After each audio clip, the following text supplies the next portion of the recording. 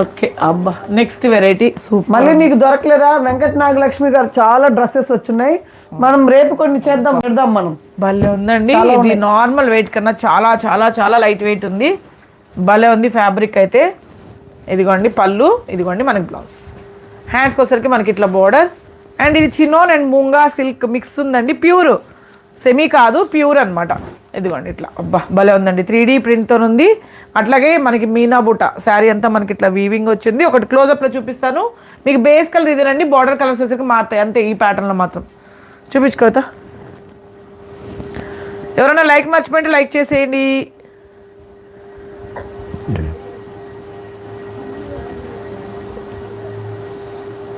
భలే ఉందండి, ప్లెజెంట్గా ఉంది కాంబినేషన్స్.